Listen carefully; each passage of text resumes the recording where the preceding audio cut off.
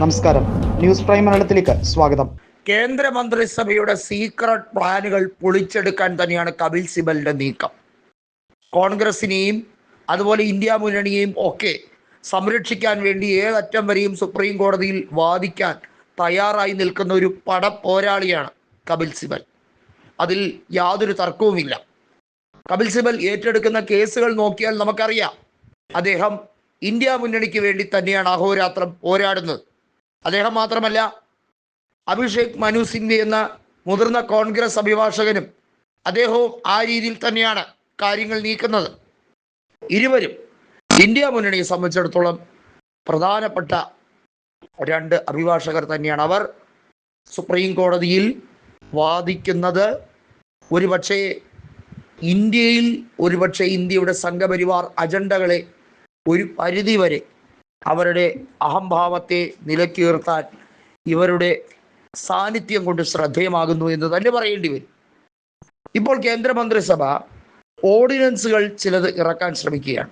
ഒന്നാമത്തെ കാര്യം, തെരഞ്ഞെടുപ്പ് കമ്മീഷന് കൂടുതൽ അധികാര പരിധി നൽകുന്ന രീതിയിൽ അമെൻമെൻറ്റ് കൊണ്ടുവരികയും അതോടൊപ്പം തന്നെ 30 ദിവസത്തിനുള്ളിൽ ജയിൽ മോചിതരാകാത്ത, ജയിൽവാസം കഴിയുന്ന പൊളിറ്റീഷ്യൻസ് ആയിട്ടുള്ളവരെ അയോഗ്യരാക്കുകയും ചെയ്യുന്ന രീതിയിലുള്ള നിലപാട്.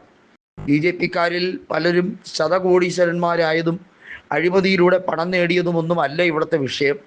BJP കേന്ദ്ര അന്വേഷണ ഏജൻസികളെ വെച്ച് ആരെയൊക്കെ ജയിലിലേക്ക് അടയ്ക്കാൻ വലിയ തോതിലുള്ള കള്ളത്തെളിവുകൾ ഉണ്ടാക്കുന്നോ അതിനുവേണ്ടി കൃത്യമായി സോളിസിറ്റർ ജനറൽ തുഷാർ മേത്തയെ കൊണ്ട് എന്തെല്ലാം വിടുപണി ചെയ്യിപ്പിക്കുന്നു, ആ രീതിയിൽ അറസ്റ്റിലാകപ്പെടുന്ന ആളുകൾക്ക് മത്സരിക്കാൻ അയോഗ്യതയുണ്ട്. കപിൽ സിബൽ വളരെ വ്യക്തമായി പറയുന്നു, അങ്ങനെയെങ്കിൽ BJP-യിൽ മോദി അടക്കം പലർക്കും മത്സരിക്കാനുള്ള അയോഗ്യതയുണ്ട്. അമിത്ഷായ്ക്ക് മത്സരിക്കാനേ കഴിയില്ല, കാരണം അദ്ദേഹം ജയിൽ കഴിഞ്ഞ വ്യക്തിയാണ്. നിരവധിയായ വിഷയങ്ങളിൽ അദ്ദേഹത്തിൻ്റെ പേരിൽ ക്രിമിനൽ കേസുകൾ ഉണ്ടായിരുന്നു. അതൊക്കെ എങ്ങനെയാണ് തേച്ചുമാച്ച് കളയപ്പെട്ടത്?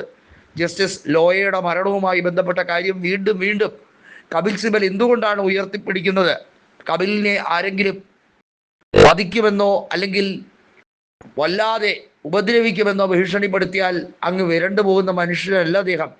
നിയമം കൃത്യമായി മനസ്സിലാക്കി അതിൻ്റെ പഴുതുകളെക്കുറിച്ച് ദീർഘമായ ഗവേഷണം നടത്തുന്നൊരു വ്യക്തി എന്നതിൽ ഉപരി ഒരു മികച്ച പോരാളി കൂടിയാണ്. അതുകൊണ്ടാണ് അദ്ദേഹം കോൺഗ്രസിന് വേണ്ടിയും ഇപ്പോഴിതാ സമാജ്വാദി പാർട്ടിക്ക് വേണ്ടിയും നിലകൊള്ളുന്നത് എന്നത് കൂടി മനസ്സിലാക്കണം. രാജ്യസഭയിൽ അംഗം കൂടിയാണ്. രാജ്യസഭയിലെ അധ്യക്ഷനായിരുന്ന ജഗദീപ് ധൻഖറിനെ പറ്റിയ അമളി എന്താണെന്ന് അറിയാമല്ലോ. BJP അന്ധമായി വിശ്വസിച്ച് ആനുകൂല്യങ്ങൾക്ക് പിറകെ പോവുകയും സ്വത്വം നഷ്ടപ്പെടുകയും അവസാനം കോമാളി വേഷം കെട്ടി പടിയിറങ്ങേണ്ടി വരികയും ചെയ്ത ഒരവസ്ഥ.